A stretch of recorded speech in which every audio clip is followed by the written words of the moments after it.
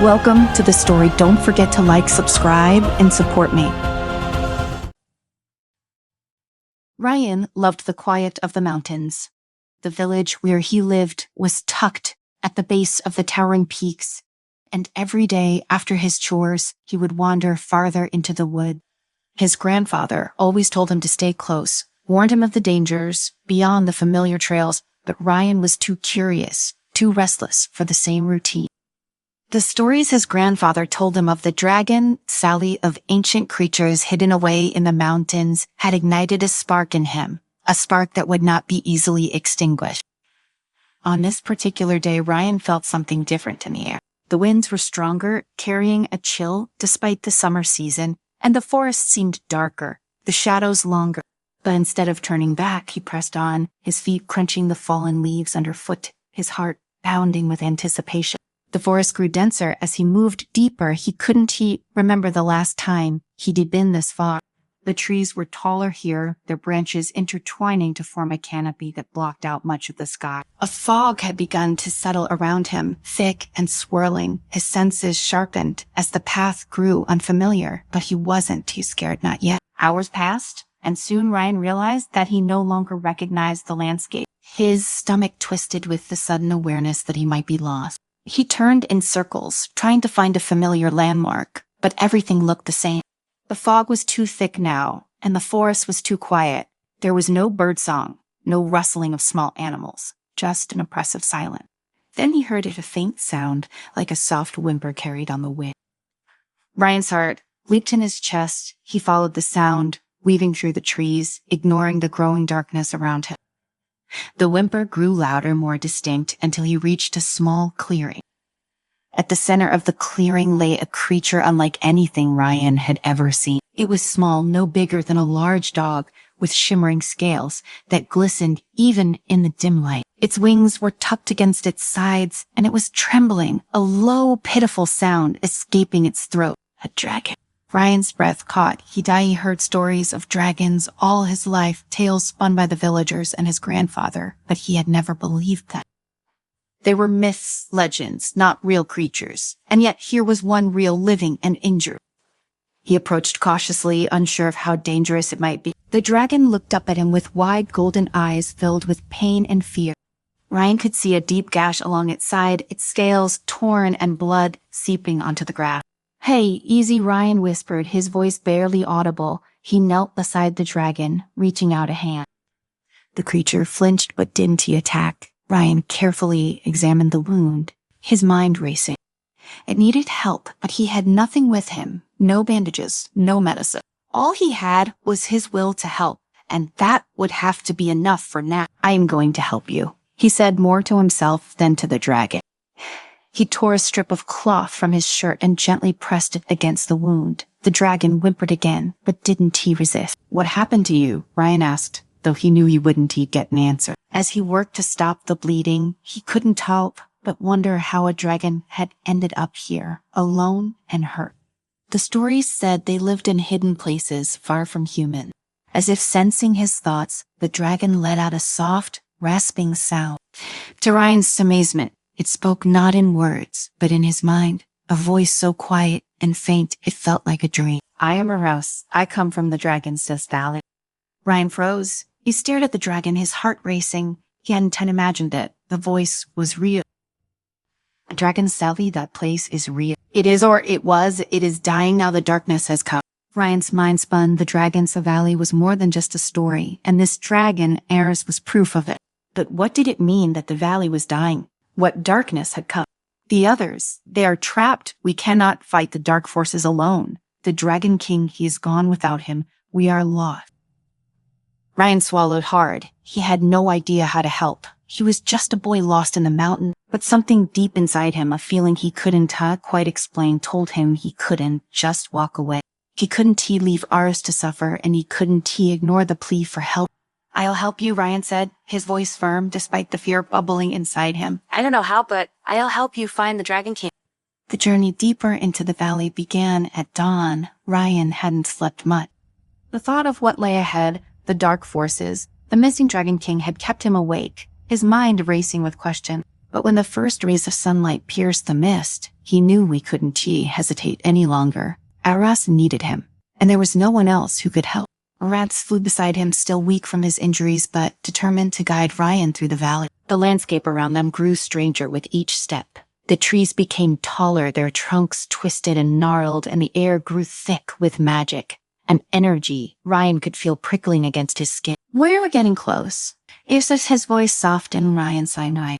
"The heart of the valley is where we must go, that's sad, where we'll find answer." Ryan nodded, though he wasn't sure what kind of answers they were seeking. All he knew was that the valley was not the peaceful place his grandfather had described in his story. It was darker, more dangerous, and something was very wrong. As they traveled, Aras explained more about the valley's history. Long ago, the dragons had lived in harmony with the land, protected by their king, a powerful and wise dragon who wielded ancient magic. But the Dragon King had disappeared centuries ago, leaving the valley vulnerable. Without him, the dragons had struggled to defend themselves against the encroaching darkness, a force that sought to corrupt and enslave them. "Who was behind the darkness?" Ryan asked as they walked through a particularly dense thicket of trees. Aras hesitated before answering. "A sorcerer named Malakar. He came from the outside world, seeking the power of the dragon. When he couldn't turn of it willingly, he turned to dark magic. He's been hunting us ever since." Ryan felt a chill run down his spine. The name Malakar sounded sinister, even without knowing the full extent of his evil. And now this sorcerer was hunting the dragons, trying to bend them to his will. It was terrifying to imagine. "But why hasn't anyone fought back? The dragons are powerful, right?" Ryan asked, hoping for some reassurance. "We are powerful," Aras agreed.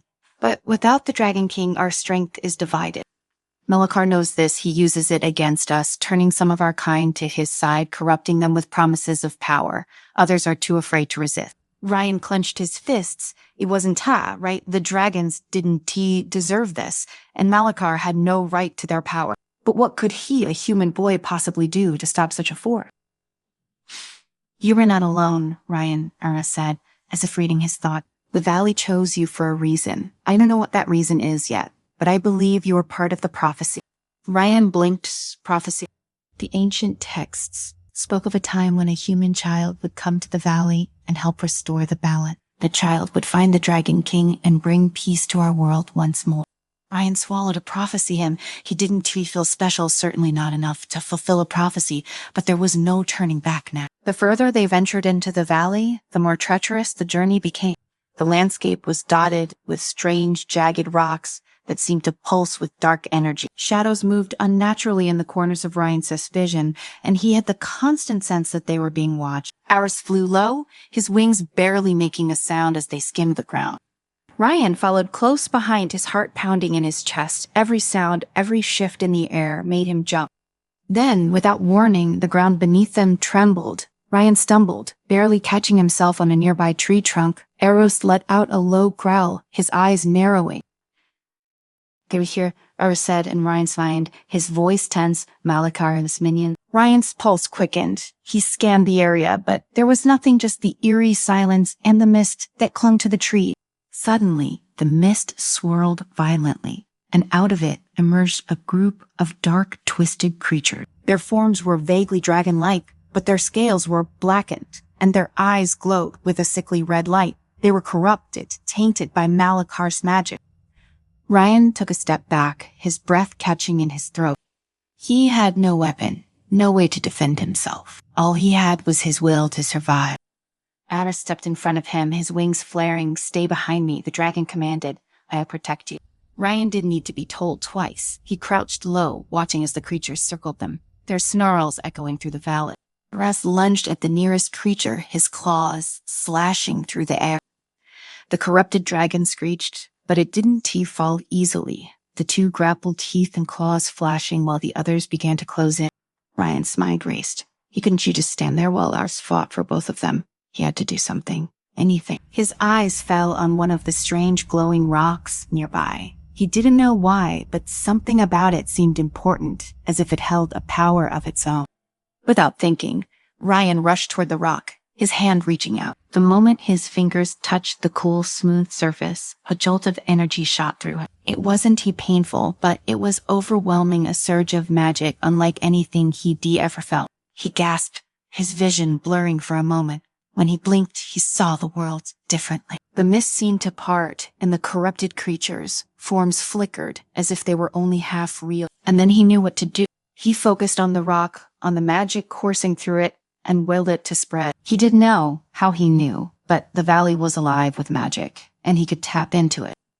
The energy surged outward from the rock, spreading across the ground like a wave. The corrupted dragons recoiled, their snarls turning to pained shrieks as the magic repelled them. One by one, they fell back, disappearing into the mist. When the last of them was gone, Ryan collapsed to his knees, panting. The magic faded, leaving him feeling drained but alive. Eras limped over to him, his wings folded tightly against his body. "You did it," the dragon said, his voice filled with awe. "You saved us." Ryan looked up, still dazed. He had no idea how he'd done it, but somehow he had tapped into the valley. It's magic. Somehow he had fought back. But this was only the beginning. Ryan sat there catching his breath, feeling the fading magic in his fingertip. The valley was quiet again, the unnatural creatures gone, leaving only the strange glow of the rocks. Aras watched him with a mixture of relief and wonder. "You did something I didn't think was possible," Aru said, his mental voice still soft, but now tinged with admiration. "Seal, you called on the valley's magic." Ryan shook his head. "I don't even know how I did it." "You were chosen," Aras replied. "The valley recognizes you as part of the prophecy. You might not understand yet, but you are meant to be here." Ryan didn't reveal chosen. He felt tired, confused, and a little scared. But something had awoken in him, a strange connection to the valley that he couldn't ignore. He rose to his feet, his legs still shaky, and looked at Aras. "We need to keep moving," Ryan said. "If Malakar's forces are out here, then I'll be back." Aras nodded, and they continued deeper into the valley. The landscape around them grew more treacherous, with jagged cliffs and steep hillsides. The air was thick with tension, and Ryan's nerves were on edge. Every rustle in the trees, every shadow cast by the flickering light made him jump. Hours passed as they pushed forward. Ryan's sea legs ached, but he pressed on, determined not to slow down. They had to reach the heart of the valley before Malakar could regroup. The further they went, the more Ryan felt the pull of the valley, packed magic, as if it were guiding him toward something important. Finally, they reached a wide plateau surrounded by towering cliffs. In the center of the plateau stood an ancient temple, its stone walls covered in vines and cracks from centuries of neglect. This had to be the place. The air was heavy with magic, and Ryan could feel the presence of something powerful, something old. "This is where the Dragon King was sealed," Arias said. "We must be cautious. Malakar will stop at nothing to keep us from freeing it." Ryan felt a chill run down his spine. The temple loomed before them, its dark entrance like a mouth waiting to swallow them whole. He swallowed his fear and stepped forward, Aris at his side. The interior of the temple was even more foreboding than the outside. The walls were lined with ancient carvings depicting dragons and humans working together, a stark contrast to the reality Ryan now faced. The air was thick with dust and age, and the dim light barely illuminated the path ahead. As they ventured deeper into the temple, the atmosphere grew colder. The magic here was stronger, almost suffocating, and Ryan had to focus just to keep moving. His heart pounded in his chest, but he refused to let the fear take over. This was the only way to save the valley, to free the Dragon King, and stop Malakar. Suddenly, a low, menacing laugh echoed through the temple. Ryan froze. Aras growled, his body tense. "Welcome, boy," a voice hissed from the shadows. "I've been waiting for you."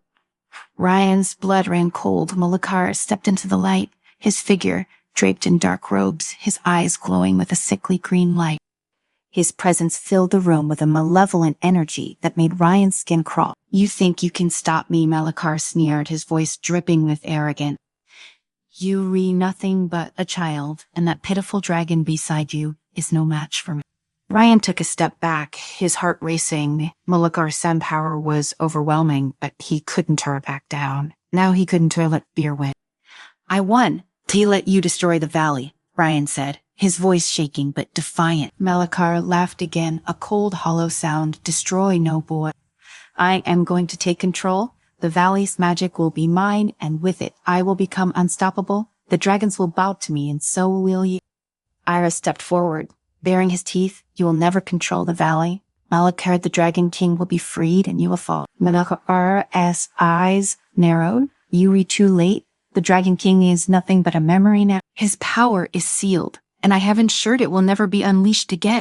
Ryan felt a surge of desperation. They had to act fast. The longer they waited, the stronger Malakar would become. He looked around the room, searching for anything that could help. His eyes landed on a large, ornate door at the back of the temple. It was covered in ancient runes, and he knew instinctively that it led to the Dragon King's cell resting place. Without a word, Ryan sprinted toward the door, his heart pounding in his chest. Malakar's laugh echoed behind him, and he could hear the sorcerer's footsteps following close.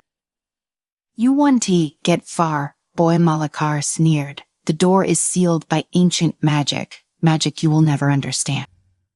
Ryan ignored him, reaching out to the door. The moment his hand touched the cool surface, the runes glowed faintly, responding to his presence. He didn't know how he knew what to do, but the valley's magic was guiding him, showing him the way. He focused, letting the energy flow through him, just like he had with the rock earlier. The runes flared brighter, and the door began to shift. But before he could fully unlock it, a blast of dark energy slammed into him, throwing him across the room. Ryan hit the ground hard, the wind knocked out of him. He gasped for breath, pain radiating through his body. Malakar loomed over him, his eyes blazing with fury. "You think you can outsmart me?" Malakar snarled, raising his hand to strike again. "You ran a fool." But before the blow could land, Arvirs lunged at Malakar, his claws flashing in the dim light. The sorcerer let out a cry of rage as Aras sank his teeth into Malakar's arm, forcing him back. Ryan struggled to his feet, his vision blurry. He couldn't let Aras fight alone. He had to finish what he started. Ignoring the pain, he stumbled toward the door again, placing both hands on the glowing run. This time, he poured everything he had into the magic, letting the valley's power flow through him. The runes pulsed with light, and the door groaned as it slowly swung open. Behind the door was a massive chamber, and at its center lay the Dragon King. His body was encased in stone, his massive form unmoving, but Ryan could feel the power radiating from him, even in his slumber. "We have to wake him," Ara said, his voice strained as he fended off Malakar's shack. Ryan nodded, but he had no idea how to do it. The magic here was ancient beyond anything he'd ever encountered. But as he stepped into the chamber, he felt the valley's magic intensify as if it were guiding him once again. He closed his eyes and focused, reaching out with his mind, searching for the connection to the Dragon King. It was faint at first, a distant presence, but as he concentrated, it grew stronger. "Wake up, Ryan," whispered, his voice trembling. "We need you." For a moment, nothing happened. The chamber remained silent, the Dragon King still encased in stone. But then slowly, the air began to hum with energy. The ground trembled beneath Ryan's feet, and the stone around the Dragon King began to crack. Malakar let out a roar of fury as he realized what was happening. He threw Eris aside and charged toward Ryan, his hands crackling with dark magic. But it was too late. With a deafening roar, the Dragon King broke free of his stone prison, his massive wings unfurling as he rose to his full height. His eyes blazed with golden light, and the chamber shook with the force of his power. Malakar skidded to a halt, his face pale with fear. "This can be." The Dragon King turned his gaze toward the sorcerer, his voice deep and resonant. "You have defiled this valley long enough, Malakar. Your reign of darkness ends here." Malakar stumbled back, his confidence shattered. He raised his hand, summoning all the dark magic he could muster, but it was no use. The Dragon King unleashed a torrent of golden fire, engulfing Malakar in flame. The sorcerer let out a final scream before he was consumed, his dark magic disintegrating into nothingness. The chamber fell silent once more, the air thick with the aftermath of the battle. Ryan stood there, barely able to believe what had just happened. The Dragon King, the legendary ruler of the valley, had been free. The Dragon King turned to Ryan, his expression softening. "You have done well, young one. The valley owes you a great debt." Ryan shook his head. "I didn't do it alone. Eris and the others, they all helped." The Dragon King nodded. "Indeed, but it was your courage and your connection to the valley's magic that made this possible." Ryan felt a surge of pride, but also a deep sense of exhaustion. The weight of everything that had happened pressed down on him, and he swayed on his feet. "You should rest," the Dragon King said gently. "You have done more than enough." As Ryan and Iris left the temple, the valley felt different. The air was lighter.